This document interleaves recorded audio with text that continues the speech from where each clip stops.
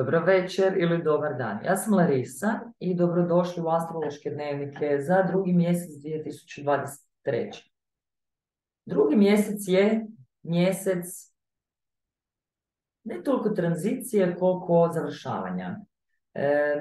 U trećem mjesecu, i to sad svi već bruje o tome, imamo ingres dviju ozbiljnih planeta, znači Saturna, koji je 2,5 godine boravio u Vodenjaku u znak Riba 7.3., a Pluton iz Jarca nakon 2008.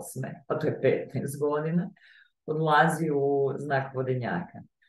Naravno, svijet će se promijeniti, mi ćemo biti drugačiji, naše okolnosti, međutim, oni prije toga moraju nekako završiti cijelu priču. Sjećate se one vrle 2020. Kad smo svi ponirali u svoj had, da ne kažem čistilište, i tu smo se 2,5 godine pacali, mučili šta ćemo i gdje ćemo i kuda će cijeli ovaj svijet i mi skupa s njim. Sad se to naravno rješava i to ide uz lagane šokove. Prvi je već bio danas, danas drugi. Mjesec je u aspektu sa Uranom i to su emocionalni šokovi koji su pozitivni. Mjesec je u Raku i napravio sekstil sa Uranom.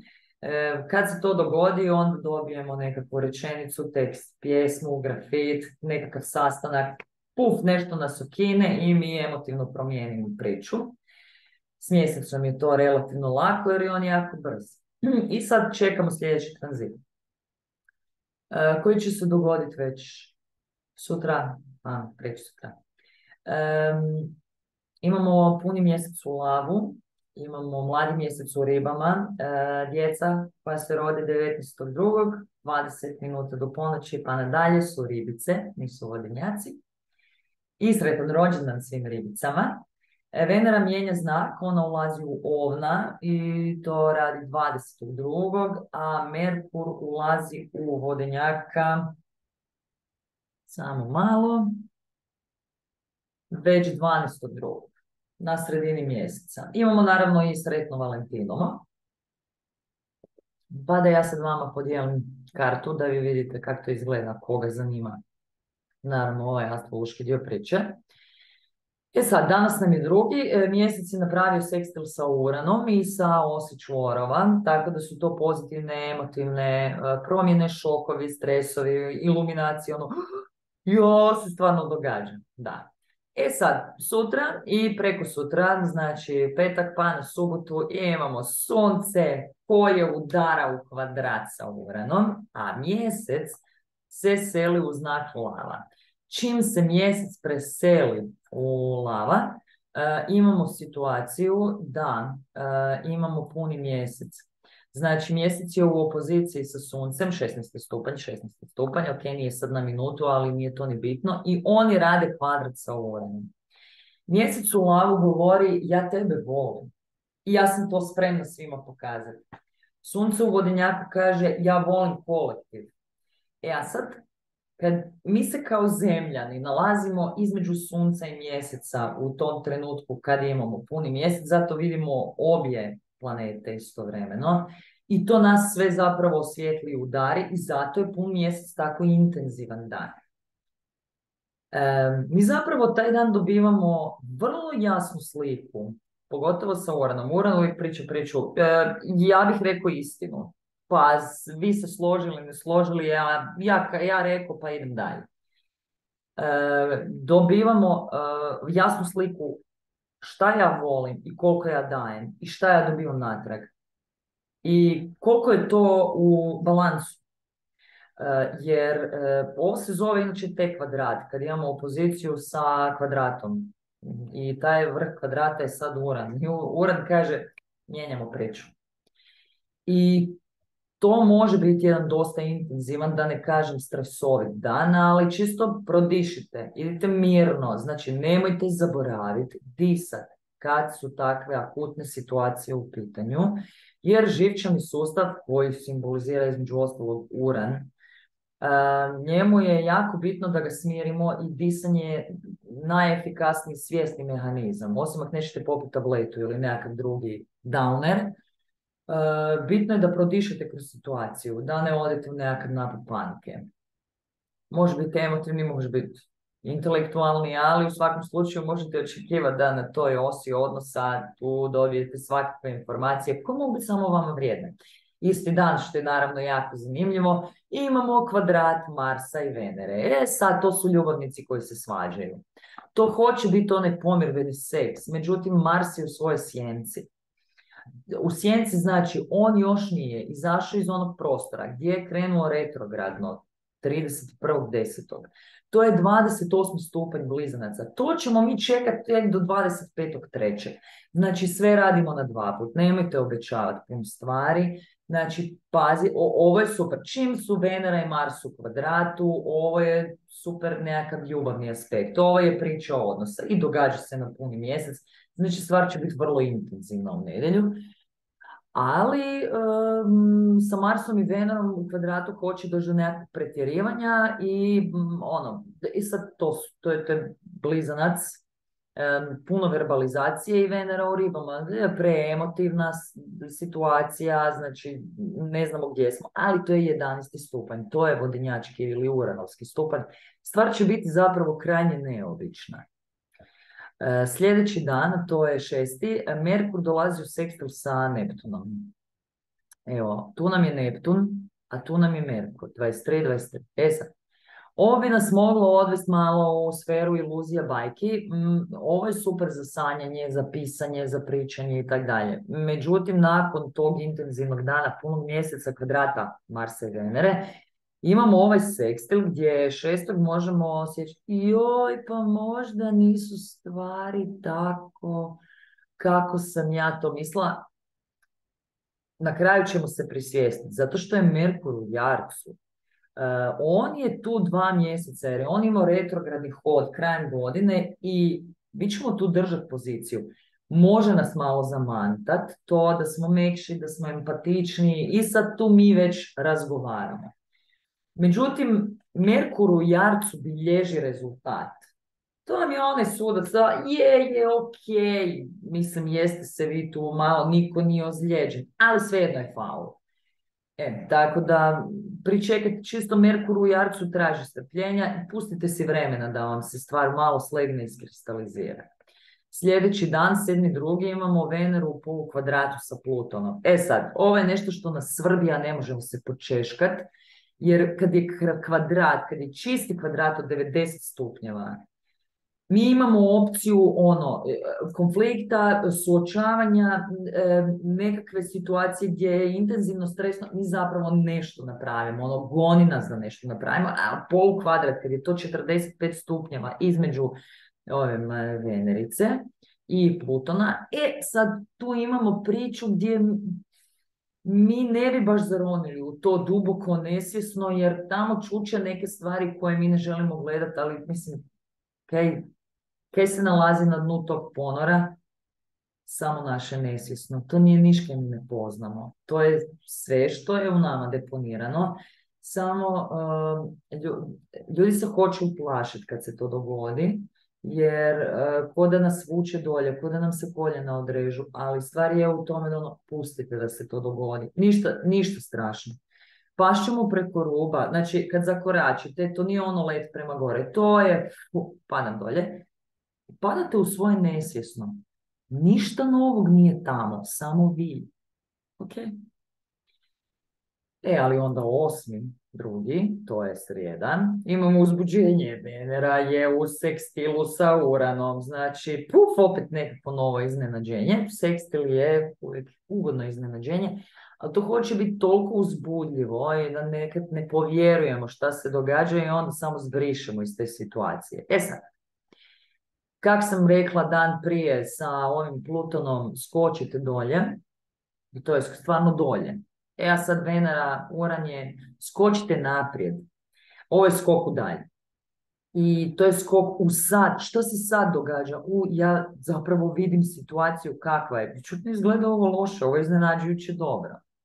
Uzbudljivo u svakom slučaju. 2 dana nakon toga, to nam je 10.2.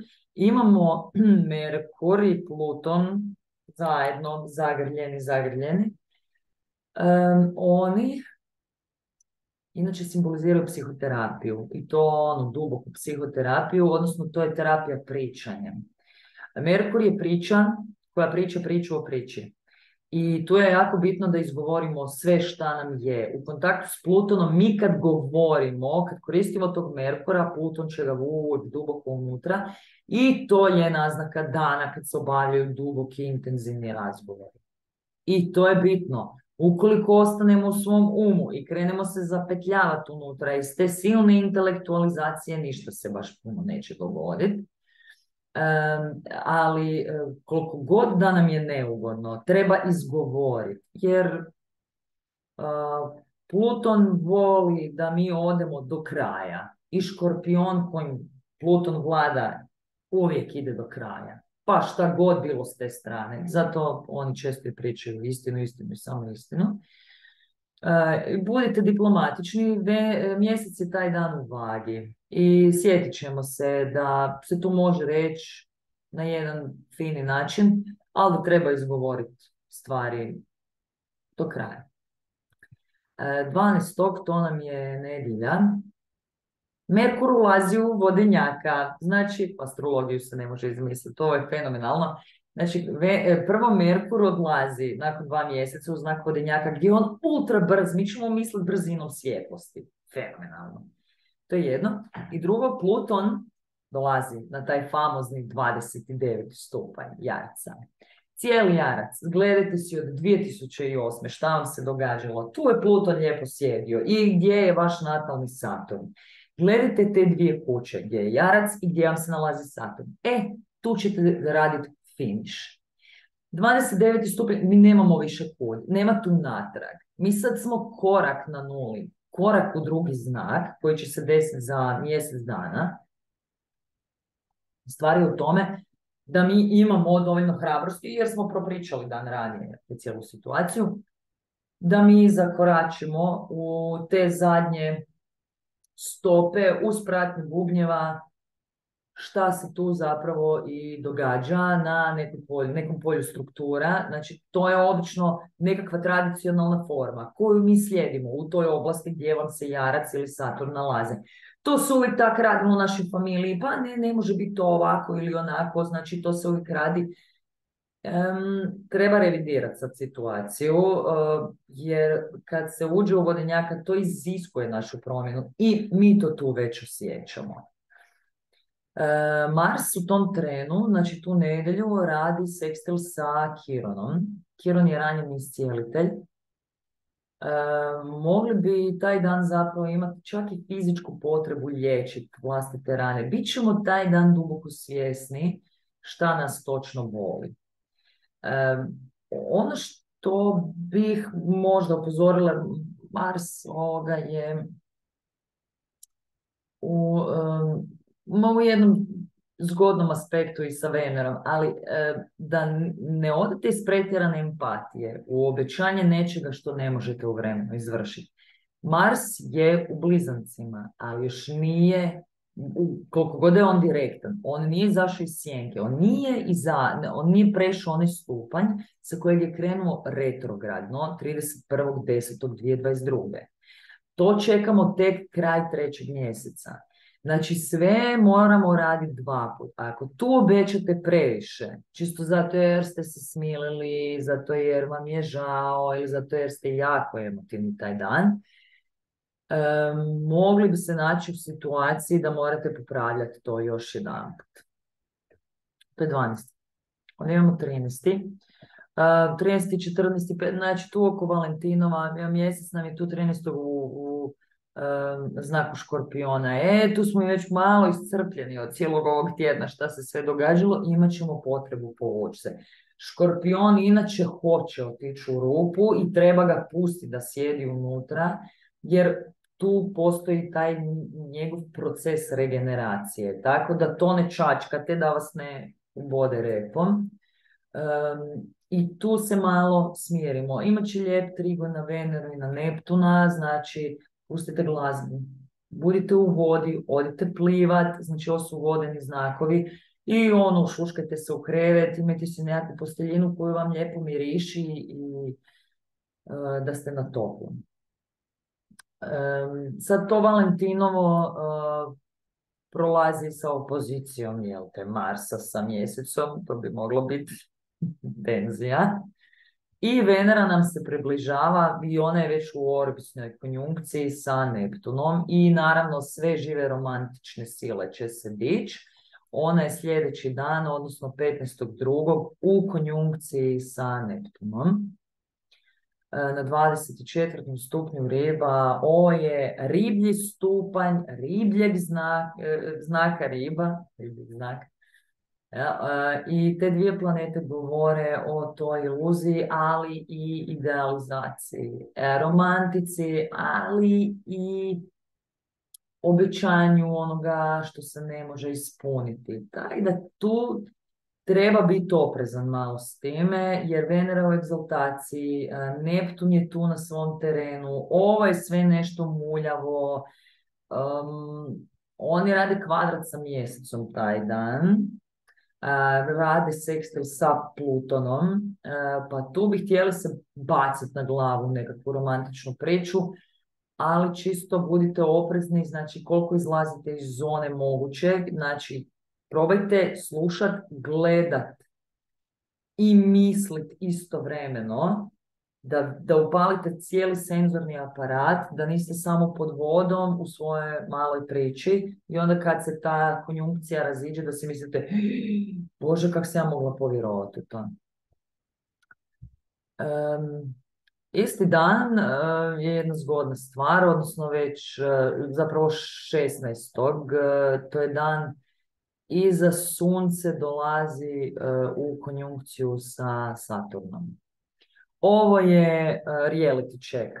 Šta se tu dogodilo? Nemam pojma, ali gledaj malo gdje je zapravo cijela priča. Sunce sa Saturnom hoće dati taj osjećaj da smo mi napokon dotakli onu točku gdje mi vidimo stvari jasno. Saturn simbolizira kamenje i drago kamenje, ali on je zapravo i kristalizacija situacije. 27. stupanj, to je sad već kraj tog znaka vodenjaka. Riba, dobro.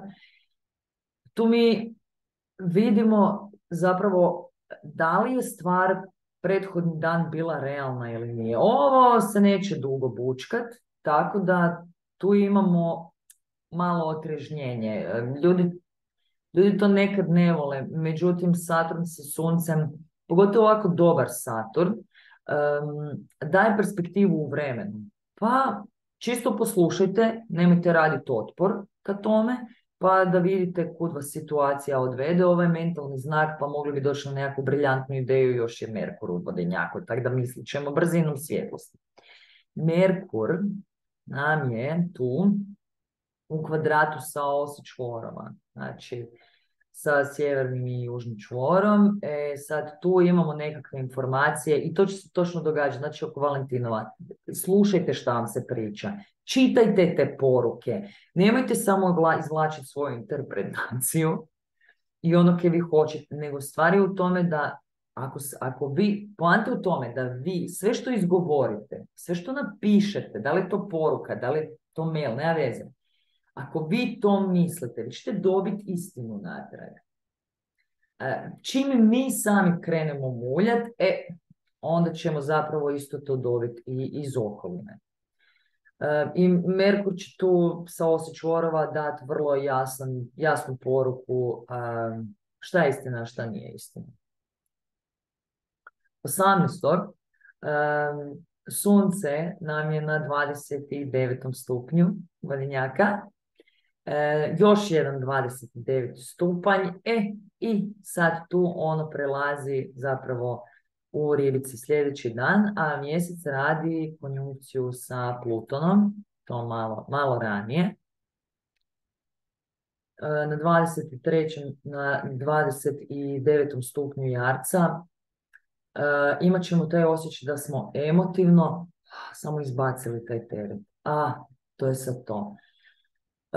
Oni imaju i sekstil sa ovom Venerom na 28 riba. Venera je tu skoro u stupnju egzaltacije, prošla je dan ranije, znači 17. na 18. Venerica nam je na 27. stupnju riba, gdje onda odite na nekakav tretman, odite si na cvjetnu kupku i romantičnu večeru.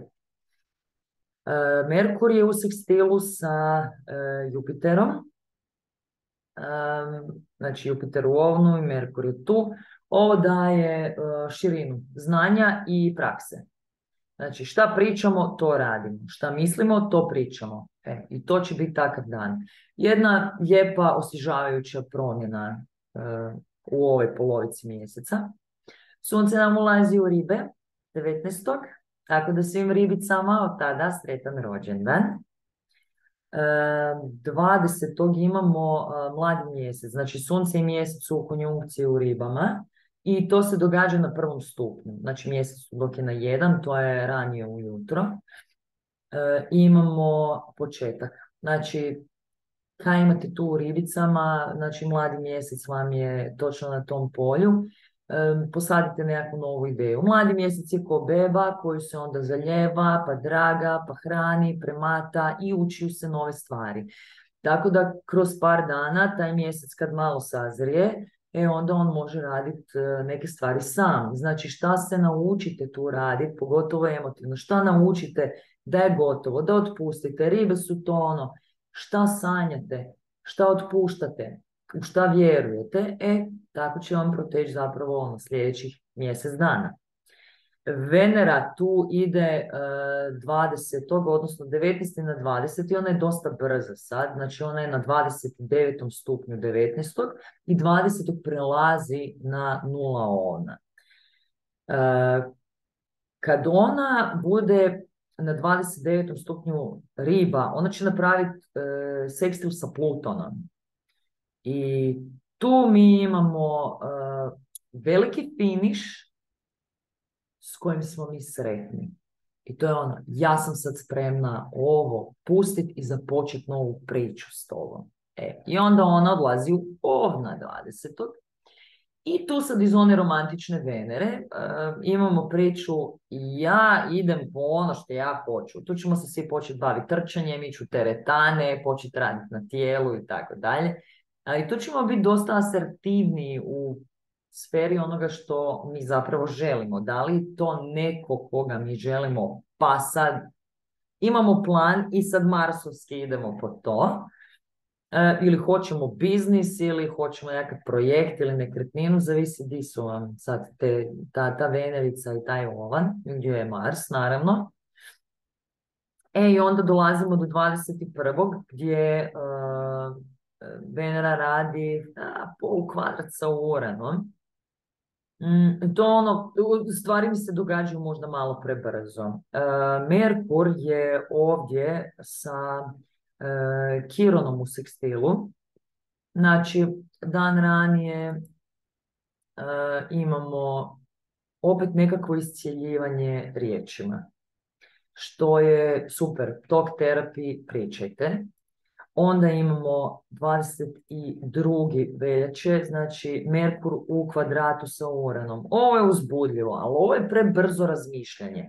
Znači taj dan, ali to osjetimo, znači promjenjivi znakovi to osjete već par dana ranije. Znači blizanci, djevice, strelčevi, ribe, ili ako imate dosta planeta tamo, ko ja, onda to traje cijelu vječnost prije. Kardinalci isto tako osjete odmah, a fiksni, znači bikovi, lavovi, škorpioni, vodenjaci, oni to osjete možda dan, dva kasnije, ali svi osjetimo.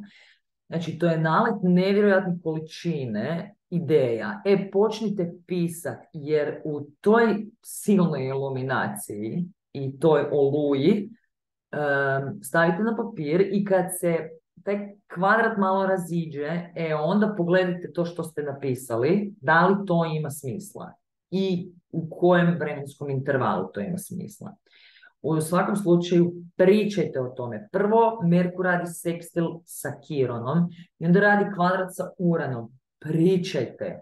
Jako bitno. Još je Merkur u zračnom znaku.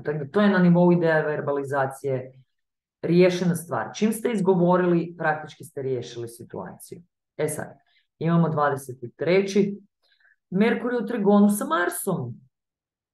Ovo je jedna super priča, znači imamo tu, Merkur nam je isto tak brz, znači 22. na 23. ali tu on ulazi u trigon. Imali smo super ideju, sve nam se događa prebrzo i sad trigon s Marsom, sad ja idem to napraviti. I to je sad to.